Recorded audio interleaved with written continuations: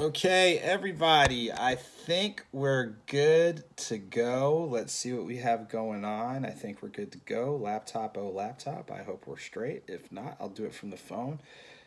Okay, we're good. Okay, we really are good. So, what's going on, ladies and gentlemen? Hey, technology is a wonderful thing. I want to thank everybody, who took time. We were up on Instagram at AuthorASnorton. Had a little bit of a slight delay on Facebook Live, but we got that running. I've got the other thing running. I'm feeling pretty good today. How's everybody else doing? This is the Fast 15 with your host, the author Andrew Snorton, and we keep it real simple here. The middle of each week, so every Wednesday at about 1:06 p.m. Eastern Standard Time. So we were at 1:06 p.m. on Instagram Live at Author A. Snorton. On the Facebook page, Author Andrew Snorton. Took us a little bit longer, but we're here today. So, in that spirit, just a couple of things. I think number one, I hope that in the midst of the now normal, you've been able to find some things that have been able to make you laugh. I know I just did a couple moments ago coming online. But I think to just some of the regular conversations, offline conversations I've had with family, friends, loved ones. And, humor is definitely something that helps keep you going. Now, it's not like you're playing the dozens or calling cops or anything along those lines, but just something you gotta laugh sometimes, ladies and gentlemen. And we know sometimes laughter is to avoid, you crying. Laughter is good for the soul, seriously. So I hope during the course of the last few days, you'll be able to find something that's found, a sense of joy, a sense of relief, and things along those lines. So I'm really hopeful that's happened. We know that there are people that are living with challenges, and to say that there aren't, is a bold faced lie. So, to anybody out there, if it's something dealing with your physical health, um, you know, please, as best as possible, if you're not able to do anything face to face, I know, please take advantage of technology. Hey, what's going on? Decent in order. Please take advantage of technology to do telehealth. For those who are dealing with the mental health challenge, make sure to go ahead and get that either in person or telehealth help that you can get. Sometimes, just taking those moments to breathe, you can still go for a walk in the park. You can still, ride your bike or jog or jump rope. Or for people that might not want to do the physical activity, you can, you know, you don't have to necessarily write a book like I have, but get a composition book, write down your thoughts, or even with like, your voice notes on your phone, just go ahead and talk. It's okay. Talk with somebody. Seriously, talk with somebody. Please don't feel like, whatever challenge that you're dealing with out there, please don't feel like you're the only person dealing with it. Please don't feel like you are alone. Please do not feel like you are less than, because you're not. We've all had our share of setbacks. Some of us are living through them right now. The hair, all right, I know this is terrible. It's almost 6 weeks and counting. But please, just don't feel like you're alone. So even if you're penciling this date in as a time to just kind of, I just need to breathe, then please do so. It is quite all right. So again, for those of you who are watching on Facebook, Author Andrew Snorton is the page. Instagram Live, Author A. Snorton. We're going to go ahead and pivot to our selection for the day, and it comes out of the book Deeper Than Your Deepest Sleep, Thoughts on Love with Joseph Snorton. So I'm going to put that's for the Instagram, that's for the Facebook, and this is for, hopefully I'm capturing this so I'll start uploading on YouTube. And a chapter and a segment that I want to read from is, we are a community, and I know some people have been taking advantage of Zoom and WebEx and all that type of thing, and those are great devices and great platforms. But we are still, a community. So the chapter that I'm going to read a few segments from are going to be for the love of the community. So there's the chapter list. Here is the chapter list, table of contents. Here's chapter list, table of contents. And I'm picking this because there are times when, like I was saying a little bit earlier, there's some people that feel alone and feel isolated. And there's some that wonder, why should I even bother?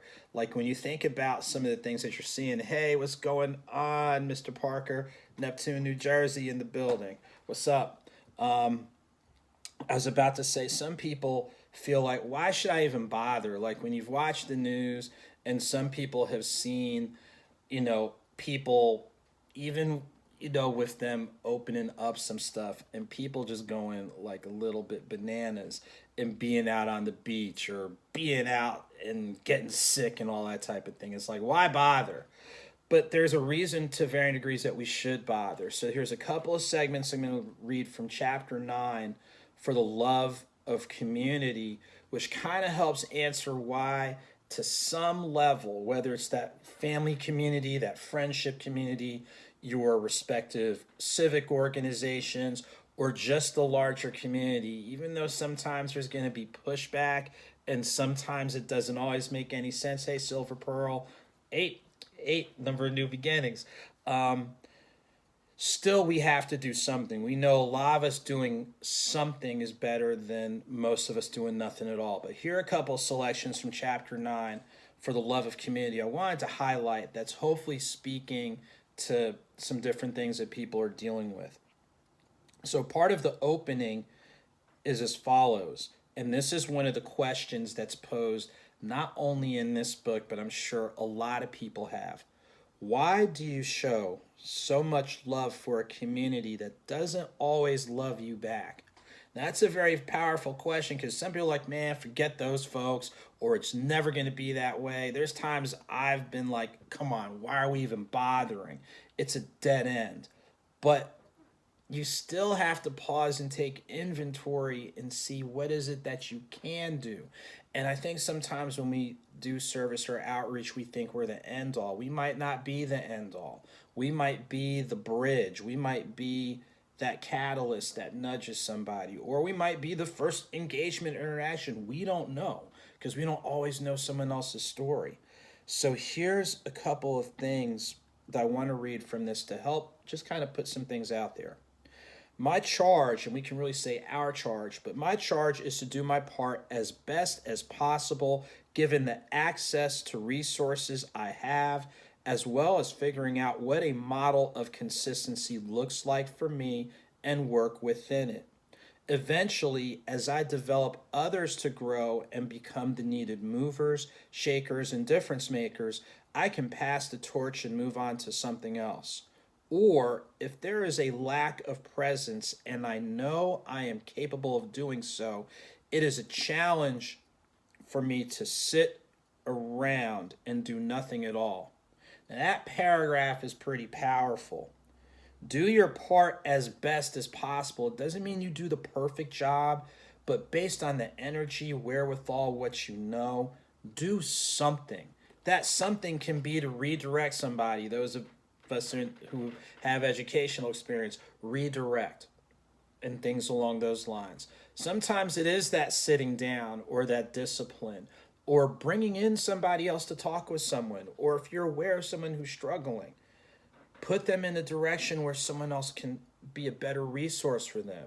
Or even before I came on, I got a call from a friend of mine picking my brain on some stuff. That's still being a resource and giving back to the community.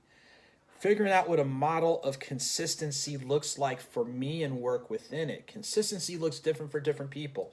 Think about those of you out there in fitness. You've gone to the gym, you've got your body goals and all that type of stuff. Some of you are able to achieve your goals by going to the gym every other day, let's say 3-4 times a week. Some of you are going every day. Some of you might be going twice a day.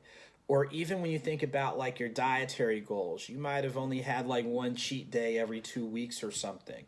But it looks different for different people. And I think once you figure out what consistency looks like for you, and once you figure out how, by whatever model or whatever thing, hey, what's going on, Good News Notebook? Once you figure out what it looks like to you based on different things you've been able to accomplish, that might be your starting point. So let's say, for example, you're going to, help people read. It's a good one. We know how important literacy is. If that means whether helping out at the library once a week, or when the libraries reopen.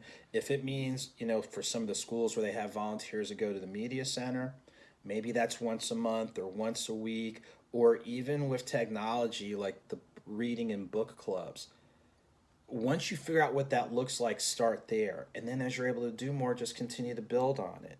Here's another thing. Eventually, as I develop others to grow and become the needed movers, shakers, and difference makers, I can pass the torch and move on to something else. So while you're being a resource, help other people to be a resource as well. So instead of you being the only person out there, now there's like 5, 10, 15, 20 people, which means you're casting a wider net. And it's almost like a parent does for their child, or you see it in nature. The birds hatch the eggs, look out for the young, and after a certain moment let them go. So once you've done what you can to equip somebody and they're going out there and they're casting a wider net, now you can pivot on to the next thing.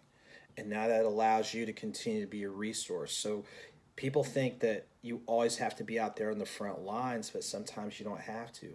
You can be that behind the scenes person to go ahead and develop others to go out there. Because sometimes, like I said before, we think that when we do things, we're the end all. And we might not be the end all. We might be the starting point.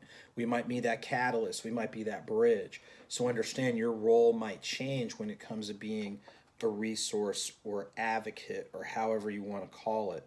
A couple other things that I will speak to on this. Sometimes it shows in the form of just helping out. Um, and sometimes it is show up and be there. Sometimes your presence is the presence. Sometimes your presence is what ends up being that difference maker.